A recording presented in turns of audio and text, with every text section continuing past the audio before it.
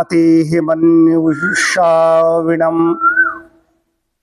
शुशुभां समुपारणे इमं रातं सुतं पिब इहि तिस्त्रः परावति इहि पंचजनां अति धेना इंद्रावचाकशत। हे इंद्र, हमारे सभी यज्ञों में तुम आओ तथा तुम जहाँ जहाँ जाओ वहाँ वहाँ से तुम क्रोध से यज्ञ करने वाले तथा निंदित तथा हीन स्थान में यज्ञादि शुभ कार्य करने वाले मनुष्यों को दूर करो। शुभ कार्य सदा प्रसन्न मन से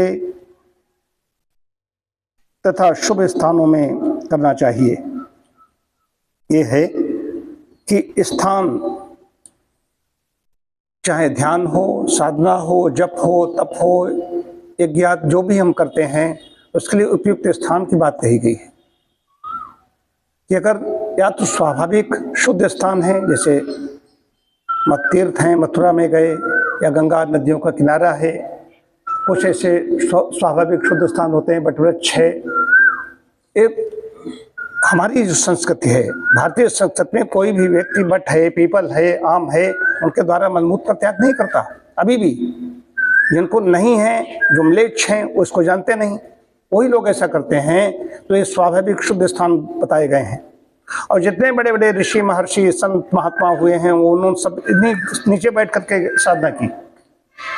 तो स्वाभाविक शुद्ध स्थान कहे गए हैं, उनके नीचे करो या फिर अपना स्थान शुद्ध करो। हर जगह तो बट पीपल नहीं मिलेगा, तो उसको शुद्ध करो। तो शुचो देशे प्रतिष्ठा स्थिर मासन मात्मना नात नीचम चैलाजिन कुशोत्रम। आसन कैसा होना चाहिए? कुछ भी काम करोगे आसन की आवश्यकता पड़ेगी।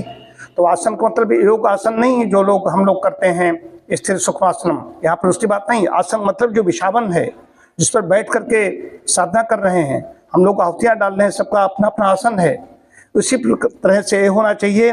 उसके नीचे कुश होना चाहिए। तो ये आसन की बात इसमें नहीं है, लेकिन बात है शुद्ध स्थान की बात कह रहा है, वेद कह रहा है। और सत्व गुण होना चाहिए, प्रसन्न मन से करना चाहिए, प्रसन्न मन से। जब ये इनमें सब में लगे रहेंगे, अब देखिए 1 महीना होने जा रहा है, हम सभी लोग इसमें आहुतियां डाल रहे हैं। गायत्री की पढ़ रही थी, इधर अनुष्ठान ऐसा चल रहा था, बाकी कुछ सदस्य कई बार एब्सेंट भी होते थे, लेकिन कोई एब्सेंट नहीं। अब व्यवस्था ऐसी, जब इसमें लग जाओगे तो आपका स्वयं आत्मा इंद्रिय मन से प्रसन्न रहेगा। इसलिए प्रसन्न रहेगा, सबके अंदर एक प्रसन्नता में देख रहा हूँ। नित्य करेगा, उसमें प्रसन्नता अपने आप ही, उसका वो स्टेज बढ़ेगा, प्रसन्नता पैदा होगी। वो आयुर्वेद यही कहता है डॉक्टर साहब, प्रसन्नात्मेन्द्रिय मना स्वस्थ इति विधीयते। इसका मतलब कि प्रसन्न कौन है? जो स्वस्थ है वो प्रसन्न है, आत्मा इंद्रिय मन से प्रसन्न है। सम दोषा सम अग्निश्च सम धातु मलक्रिया प्रसन्नात्मेन्द्रिय मन स्वस्थ इति विधीयते। वो प्रसन्न है, तो प्रसन्न से वही करेगा जो स्वस्थ होगा। स्वस्थ शरीर की बात इसमें आ गई। जब विवेचना की जाएगी स्वस्थ शरीर, रुग्ण व्यक्ति है, जैसे मैं कल अपना एक फेसबुक पर पिछला फोटो देख लिया। मैं कुर्सी पे बैठ करके उस समय कर रहा था। 21 में हमें लाया जाता था, अभिषेक लाते थे वहाँ से लाद करके, और हाथ यहाँ पर सुबह भी हाथ से गिर रहा था। अब उसको मैंने शेयर नहीं किया। यादें दुखद जो हैं यादें, उनको ज़्यादा याद नहीं करना चाहिए, कुरेदना नहीं चाहिए, उनसे बचना चाहिए। तो प्रसन्नता बनी रहनी चाहिए। और प्रार्थना की गई।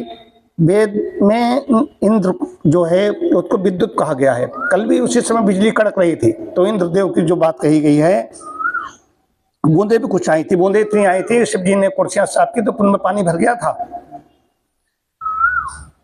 तो निंदित जो हैं, क्रोध से यज्ञ करने वाले हैं, निंदित हैं, ऐसे लोगों को दूर करो।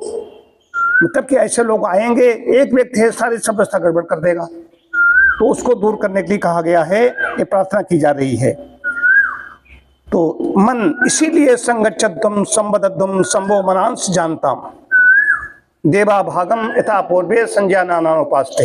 ये इसीलिए कहा गया है कि जब गुरु शिष्य दोनों बैठते हैं, उनकी साधना जब करते हैं या अध्ययन के लिए, पठन पाठन के लिए बैठते हैं, तो गुरु और शिष्य भी ये होता है कि ये मंत्र इसीलिए पढ़ा जाता है कि हमारे मन संगच्छद्वम संवदद्वम संभो मनांस जानतम, हमारा खाना पीना, सोचना, चिंतन सब एक जैसा हो। चिंतन अगर उनमें मत भिन्नता हो गई तो गड़बड़ हो जाएगा, इसलिए प्रार्थनाएं की जाती है। वैसी तरंगे बूझने लगती हैं वातावरण में।